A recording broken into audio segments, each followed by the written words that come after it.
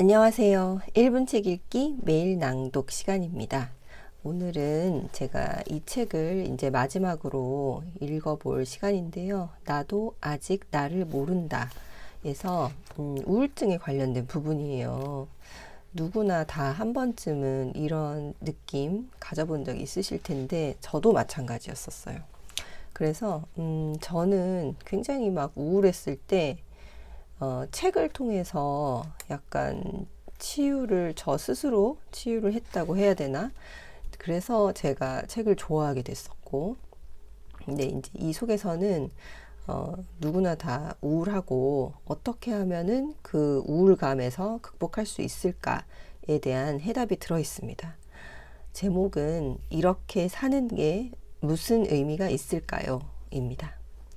이 책은 챕터별로 처음에는 내담자와의 상담, 그 내담자의 스토리가 담겨 있고, 그 두 번째는 뇌과학의 관점에서 본 내용, 그리고 임상 심리학자의 관점에서 본 내용, 이렇게 담겨져 있어요. 그래서 오늘은 그 내담자의 이야기를 한번 들려드려 볼게요. 이렇게 사는 게 무슨 의미가 있을까요?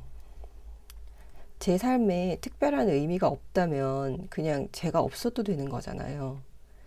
제일 좋은 방법은 제가 인도 위를 걷다가 자동차가 저를 덮쳐서 바로 죽는 건데, 그래서 저는 뉴스에서 사고로 누가 죽었다는 얘기가 나오면 이상한 희망 같은 것도 느끼고, 그러다가 죄책감도 느끼고, 아무튼 마음이 복잡해요.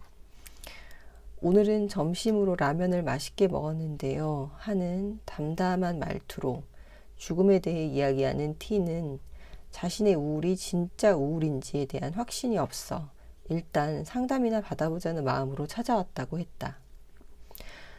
자신의 의지가 개입되지 않은 우연한 죽음을 원하는 수동적인 자살 사고는 만성적으로 무기력해져 있는 내담자들에게서 흔히 보이는데, T 역시 능동적인 자살 계획이나 시도를 하기엔 겁이 많았고, 그런 생각이 들 때마다 신앙인으로서 죄책감도 크다는 말을 덧붙이며 자신의 이 상황이 어처구니 없다는 듯 웃었다. T의 생애의 가장 첫 기억은 아빠와의 불화로 어떤 생애 활력도 없어 보였던 엄마가 그 우울한 표정과 말투로 자신을 부르던 것이었다. 엄마의 그림자는 T의 유년 시절부터 지금까지 너무 짙고 크게 드리워져 있었다. 사실 T는 중학교 졸업 무렵부터 자신이 왜 살아야 하는지에 대한 질문에 뾰족한 답이 없음을 깨달았다. 의미라고는 하나도 없는 삶을 지속하는 게 도대체 무슨 의미가 있는지를 고민하는 것이 그 다음 단계였다. 때로는 놀이터의 기구 꼭대기에 올라앉아 있다가 여기서 떨어지면 목이 부러져 죽을 수 있을지, 아니면 그냥 많이 아프기만 할지를 생각할 때도 있었다. 만일 그렇게라도 죽게 되면 나의 세계에 종말이 오는 것인데, 그게 다른 이들에게 딱히 무슨 의미가 있는지에 대해서도 고민했다. 장례식에 사람들이 많이 오지 않을 텐데 몇 살쯤에 죽어야 그나마 손님들이 많이 올까 하는 생각을 했던 기억도 또렷하다고 했다. 큰 노력 없이도 성적이 곧잘 나왔던 초등학교, 중학교 때와 달리 고등학교에 들어서면서 T의 성적은 곤두박질을 쳤다. 고3이 끝날 무렵 가고 싶은 학과를 다소 뒤늦게 정하면서 재수를 결심했다. 이후 결국 원하던 학과에 진학하게 되었지만 그렇다고 삶이 크게 바뀐 건 없었다. 재수할 땐 정말 심각하게 우울했어요. 여름쯤 되어서는 재수학원 화장실에 숨어서 울다가 나중에는 독서실 책상에 앉은 채로 울면서 공부했어요. 너무 무섭고, 형편이 그렇게 넉넉하지도 않은데 내가 공부를 한다고 우리 집이 뭐가 달라지나 싶고, 그래도 대학 생활은 또 재미있긴 했어요. 교수님들도 다 좋았고 친구들도 다들 착하고 친절했는데, 사실 그 친구들이 누구에게나 잘해주는 것이지 딱히 나여서 잘해준 건 아니고, 뭔지 아시죠? 힘들다는 대학원 생활이 엄두가 나질 않았고, 학자금 대출 문제도 있어 애초에 바라던 대로 대학원까지 진학을 하지는 못했지만 그나마 취업 전쟁 끝에 전공과 유사한 분야에서 그리 나쁘지 않은 월급을 받으며 직장 생활을 시작했다. 집에 돌아가면 인터넷 커뮤니티들을 훑어보며 사회적인 이슈도 찾아보고 빵 터지는 짤방도 보면서 랜선 친구들과 공유하다 보면 하루하루 시간은 잘도 갔지만 삶에 의미가 없다는 고요하고 오래된 생각에는 변함이 없었다. 꾸준히 연락하는 몇몇 친구들과 가끔 모여 시답잖은 농담을 나누며 흥이 올랐다가도 내가 지금 이 자리에 있지 않아도 이 친구들은 잘 지낼 것이라는 생각, 앞으로 딱히 나아질 것 없이 고만고만한 삶을 살 것이라는 생각, 문득 내가 너무 오래 살아버린 것은 아닐까 하는 생각들에 다시 저 모퉁이를 막 돌아서려는 우울과 자살 사고를 다시 붙잡기를 반복했다. 이렇게 사는 게 과연 무슨 의미가 있을까?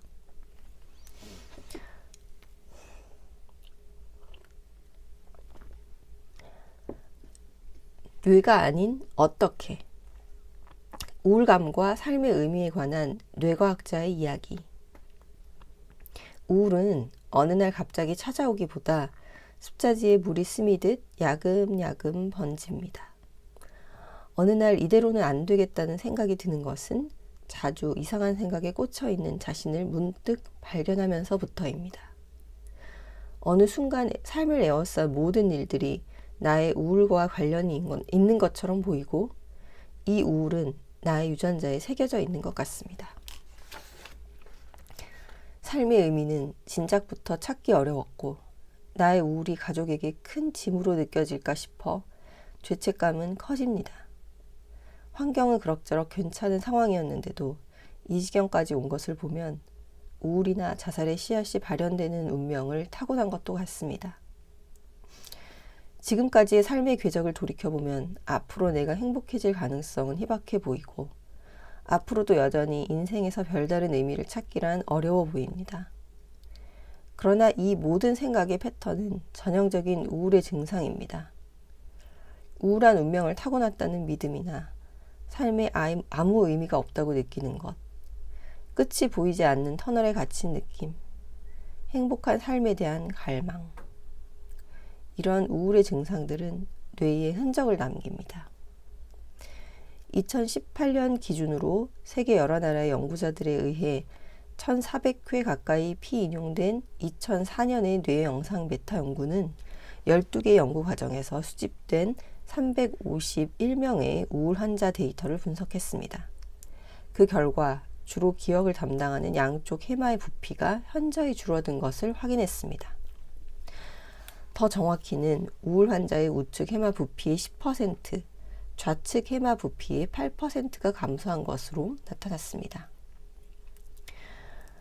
어머니에게서 우울증이 확인된, 그래서 유전적으로나 환경으로 우울증 고위험군으로 분류되는 자녀의 해마 부피가 현저히 줄어들어 있다는 연구도 있습니다. 특히 우울 환자의 우측 해마 부피는 살면서 경험해온 우울한 사포화의 개수와 관련성을 보였습니다. 우울이 반복될수록 정서 처리와 기억을 담당하는 해마의 부피가 감소하는 패턴은 이미 그전부터 여러 연구에서 입증되어 왔고요. 이후 2008년, 2011년, 그리고 2017년에 발표된 또 다른 메타 연구에서도 우울장애 환자의 해마뿐 아니라 편도체 및 전전두엽의 부피 감소를 여러 차례 검증했습니다.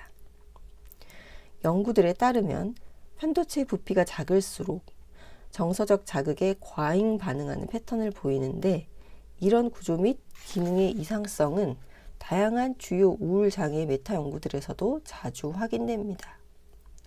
아무리 좋은 기억을 끌어다 붙여 현재 경험하는 부정적인 감정들을 다스리려 해도 편도체의 과잉 활성화는 좀처럼 사그라들지 않습니다.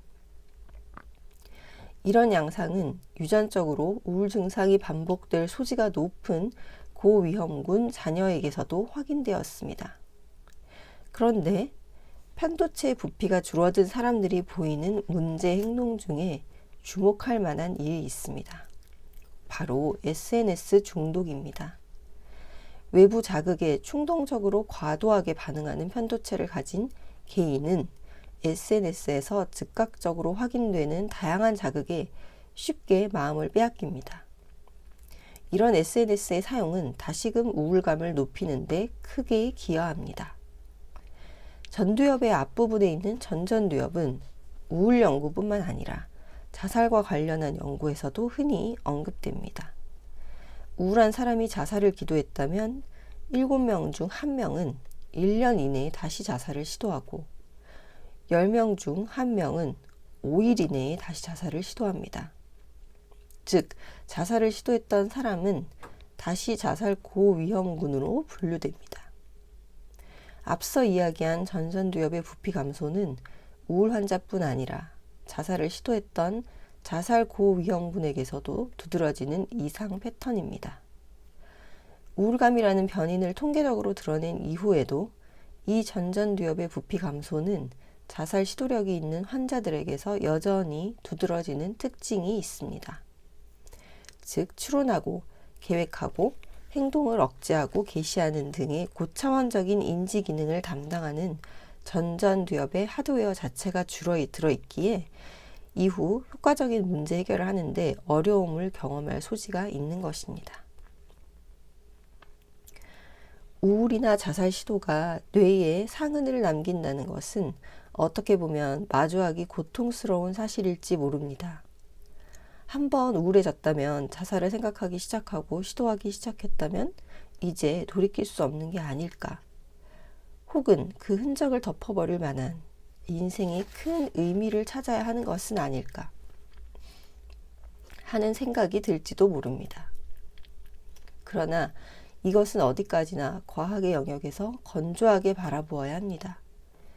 흔적을 옅게 하는 방법을 찾는 일 역시 과학의 영역이었으며 많은 연구자들은 전전두엽과 편도체와 해마의 부피를 증가시키거나 해당 영역의 활동성을 높이는 요인들을 탐색해 왔습니다.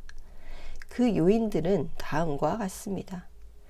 규칙적인 운동, 꾸준한 공부, 항우울제 복용, 그리고 과학적 근거에 기반한 제대로 된 심리치료. 다 아는 이야기들이고 누구에게는 어렵지 않아 보이기도 할 것입니다. 그러나 위에 열거한 요인들은 우울의 터널을 한참 지나고 있는 분들에게는 아예 평생 해내지 못할 일들만을 나열해 둔 것만 같습니다. 압도적인 무력감과 무망감은 우울한 사람을 계속해서 밑바닥으로 끌어내리는데 내가 빨려 들어가는 깊이를 모르는 어두움은 그 자체로 살아 움직이는 것만 같고 내가 딛고 서 있는 발판을 아래로 더 아래로 무서운 속도로 낮추게 됩니다. 아침에 눈을 뜨면 왜 아직도 죽지 않았지? 를 제일 먼저 떠올리는 사람들에게 최소 몇 주씩은 노력을 해야 희미한 성과 하나가 보일까 말까 하는 일에 사력을 다해 공을 들이는 과정은 정말 너무나 어려운 일입니다.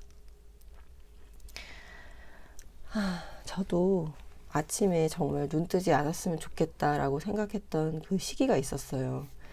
근데 그때 좋은 심리학 책을 만났고 그래서 그게 이제 스스로 치유가 된 것 같아요. 그래도 반드시 해야 합니다. 왜 해야 하지? 이 사람은 왜 나더러 살라고 하지? 를 고민하지 마세요. 그보다는 어떻게 해야 하지가 맞는 질문입니다. 규칙적인 운동을 어떻게 해야 하지? 앞으로 꾸준히 공부를 하려면 무엇부터 해야 하지? 항우울제 복용은 어떤 병원에서 시작하지? 심리치료는 누구에게, 어디에서 어떻게 받아보지? 우울이 우리의 어깨를 붙잡고 아래로 내리누르기 시작하면 단순하거나 중립적인 사건들에도 회의감은 고개를 쳐들고 우리는 자꾸만 왜를 고민하게 됩니다. 왜 나를 싫어하지? 내가 왜 살아야 하지? 왜 죽으면 안 되지? 그러는 사이에 우울한 사파들은 자꾸만 가용한 뇌의 하드웨어를 잠식하고 하드웨어의 기능은 실제로 자꾸 떨어지며 오류는 빈번해집니다.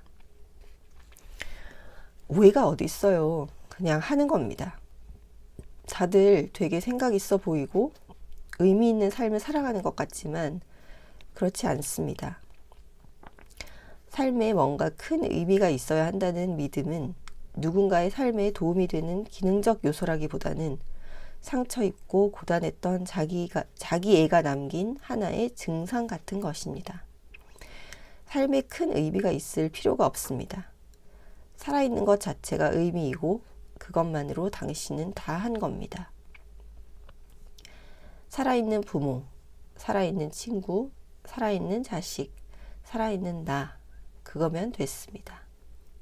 그냥 하루하루 수습하면서 살다가 문득 내가 행복하다 느끼는 순간들이 잦아지고 그 이후에 남에게 기여도 좀 하고 시간이 지나 그렇게 쌓인 일상이 의미라면 의미겠지요. 다만 지금은 무슨 방법을 써서라도 주먹을 딱 2개 쥔 만큼의 크기로 지금까지 나를 버티게 해준 나의 기특한 뇌를 보살펴야 합니다. 운동이나 공부, 약물 복용과 심리치료, 그것이 무엇이든 과학적 근거가 충분하다면 가용한 옵션들을 최대한 확보해 봅시다. 돈을 쓰는 것도 좋지요. 실제로 농반 진반으로 학생들에게도 내담자에게도 돈이 최고입니다 여러분 하며 설득을 합니다. 돈이 있다면 우리는 구멍이 난 스타킹이나 솔기가 뜯어진 슬리퍼를 기꺼이 버릴 수 있고 커튼의 디자인을 바꿀 수도 있을 것이고 친구에게 커피 한 잔을 사줄 수도 있을 것이고 커피에도 여러 맛이 있다는 것을 알게 될 것이고 내 취향에 맞는 맥주와 아이스크림을 알게 될 것이고 내 발에 정말 편한 신발을 찾아낼 수도 있을 것이고 그렇게 우리는 조금 더 멀리 갈 수 있으니까요. 때론 심리치료나 항우울제 복용에도 불구하고 뇌 구조나 기능이 변하지 않으면 어찌하냐고 묻는 이들이 있습니다. 그런 경우도 있기는 합니다. 그래서 최근 많은 연구자들은 기계학습을 활용하여 환자 개인의 뇌 특성에 비추어 볼 때 특정 치료의 개입이 성공할지 실패할지 여부를 예측하는 방법을 모색하고도 있습니다. 그러나 안타깝게도 이런 연구들이 발표될 때마다 우울한 뇌, 자살 유전자 같이 비관적이고 자극적인 단어들이 뉴스 기사에 사용됩니다. 과학은 뇌의 우울한 운명을 판단하려는 것이 아닙니다. 특정한 치료가 개인에게 잘 맞지 않을 확률에 대한 의사결정을 재빨리 하고 차선책을 모색하기 위해 노력할 뿐입니다. 오랜 고통감에서 벗어나고자 이제 막 한 발 내디뎌 전문 기관을 찾은 분들이 가능한 가장 효과적인 치료법에 접근할 수 있도록 지금까지의 연구를 폭넓게 활용하려는 것입니다. 그러니 기억해야 합니다. 분명히 우울은 뇌에 흔적을 남깁니다. 그러나 그 흔적은 언젠가는 어떻게든 옅어집니다. 굳이 흔적을 의식하면서 나의 삶의 의미를 찾으려 하지 마세요. 행동이나 일 또는 어떤 대상이 내 삶의 의미여선 안 됩니다. 어떻게에만 집중하세요. 어떻게 일할지, 어떻게 놀지, 어떻게 살아갈지 우리는 의미 없는 삶을 살아도 괜찮습니다. 뭐 어때요? 하루가 재미있으면 좋고 아니면 또 많은 겁니다. 돈도 좀 써보고요. 우리는 아직 죽을 때가 아닙니다. 오늘의 1분 책 읽기였습니다. 여러분 행복한 금요일 오늘 금요일이네요. 붉은 보내세요 여러분.